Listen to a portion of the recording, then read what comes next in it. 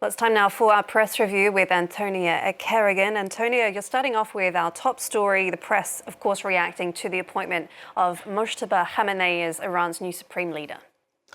That's quite right. Let's begin on the front page with a Lebanese paper that is sympathetic to Hezbollah. Their front page headline is the legitimacy of blood on the front page of Al-Akhbar, of course, as this title has been passed down now to the son of Ali Khamenei. L'Orient Le Jour, also Lebanese, but critical of the Iranian regime, has the headline Mojtaba Khamenei in the steps of the father. This article opens more than 40 years after the revolution. Iran has returned to dynastic succession. Of course, there was never supposed to be a hereditary rule in the Iranian regime. And this article, contrary to Al-Akhbar, suggesting that this is a form of legitimacy, seems to be implying this is a form of hypocrisy.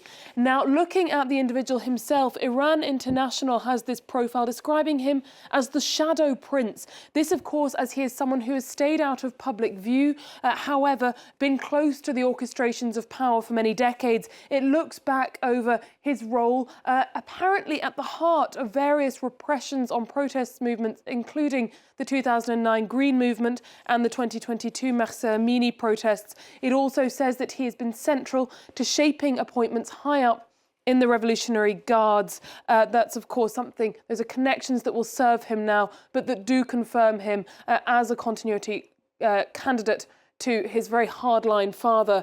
The Times has this piece on the front page, the Ayatollah's son chosen in challenge to Trump. Of course, Donald Trump has already said that this is an individual whose appointment would not be acceptable to him, or of course that may well have been a criterion for that council of experts choosing, as of course Ali Khamenei, while he was alive, said his successor should be hated, not praised by the enemy. Well, his son Mojtaba Khamenei does tick that box. All right, Antonia, you now have some news from the deep blue sea. That's quite right. I'll start by showing you this communique from Greenpeace. So there's some bad news and some good news for the deep sea. As the International Seabed Authority meets this week, Greenpeace believe that there is serious evidence that subsidiaries of the US mining company TMC may be in breach of their obligations to the International Seabed Authority vis-a-vis the exploration of underground resources in the deep sea. Of course, this moving in the direction of the very controversial practice of deep sea mining. However, some good news from those deep seas is an expedition into the deep seas of the Caribbean that's brought back some really wonderful images. I'll show you some specimens as fit for science fiction. This red translucent sea cucumber and these various bioluminescent fish. This a squid and this is entitled, what's its name again? It's called the barrel-eye. Bioluminescent, can produce its own light underwater, as of course at several thousand meters under the surface there is absolutely no light. This fish grows only 6 centimeters long but lives up to 60 years. All right, Antonia, you're finishing with a little-known sport which has had a brief moment of fame over the weekend.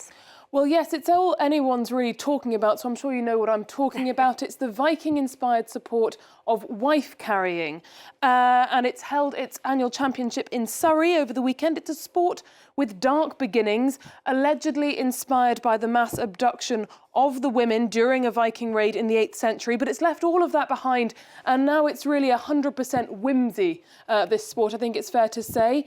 Various carrying methods are available, and the sport has also looked to modernise. It doesn't have to be your wife that you carry. It doesn't even have to be couples doing the carrying. As long as the person being carried is over 50 kilos, you're good to go. It's a 380-metre course. The preferred carrying method, of course, is the Estonian hold. I might be able to show you this video. That's the preferred method of carrying your wife or good friend, etc. And needless to say, the prize for the winners, in this case this Finnish couple, who were first over the finish line, won a barrel of ale.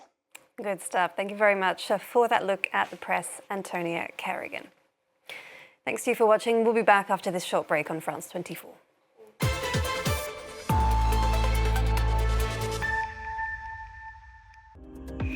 To understand the world,